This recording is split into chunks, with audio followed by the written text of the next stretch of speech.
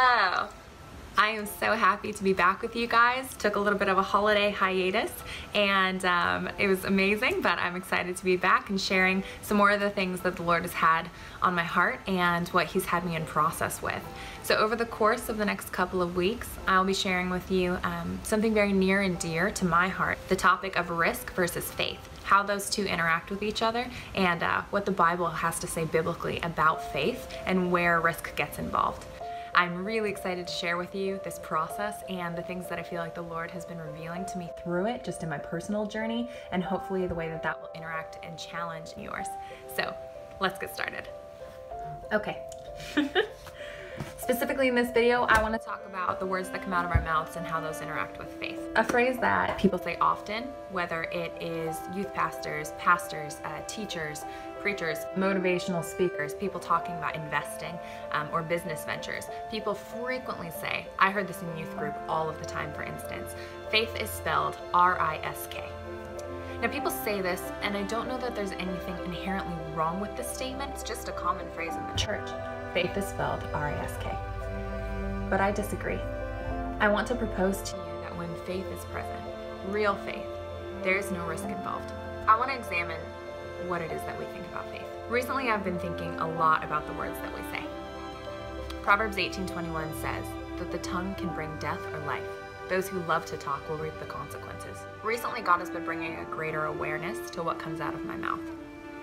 For instance, it may sound silly, but what He's been showing me is that when something miraculous happens, or something supernatural happens, or just something wonderful happens, for instance, what immediately comes out of my mouth is this joyful exclamation of like, no way, you've got to be kidding me. For real? That's amazing. That's incredible. I can't believe that. These are all normal responses, and if you heard me say that in conversation, I don't think it would strike you as odd in the least. In fact, you would probably experience me as surprised and pleasantly surprised. You would probably take my enthusiasm as complete acceptance and acknowledgement of the amazing, wonderful thing that you've just shared with me. But let's take a closer look just for a moment at what I'm actually saying. So the words that I'm actually saying are, no way. Seriously? For real? I can't believe that. Amazing. Matthew 12:34 says, for whatever is in your heart determines what you say.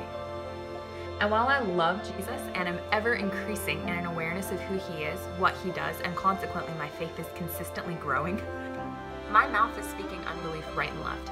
That's just the reality. My mouth is speaking unbelief right and left, especially when good things happen. My consistent prayer is, Lord, forgive me for my unbelief, as I watch Him over and over consistently go beyond my expectation, beyond my understanding, and do the miraculous, the beautiful, the moving, the shifting, the healing that completely changes someone's life, where they're touched by Him and they walk away able to do something in the physical that they were not able to do before.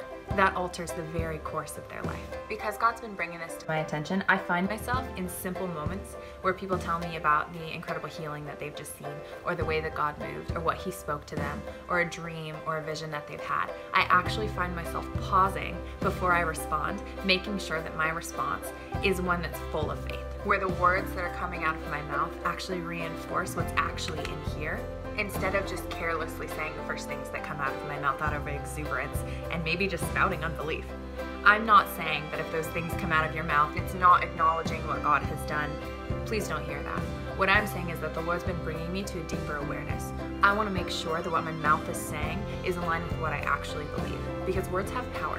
And I want to walk in complete and total unison and alignment with what He says, what He thinks, and I want to make sure that what I'm speaking actually says, God, I believe you. I believe who you are. I believe what you do. I believe what you say. I'm finding that these small adjustments keep my heart in a posture of constant faith. Hebrews 11:1 says, now faith is the substance of things hoped for, the evidence of things unseen. I'm going to unpack that more in my next video, and I'm really excited to delve in there with you. I want to invite you into this place to just come up a little bit higher, just for a week, test it out with me, and see what your responses are in those moments, and just adjust your vocabulary ever so slightly to respond in intentional belief statements. I'm I'm excited to invite you into this process with me, and I'm excited to see what the Lord does and what He brings up in your heart throughout this week. I'm excited to unpack Hebrews 11:1 in the next video and delve a little bit deeper into this idea of what the difference is between risk and faith.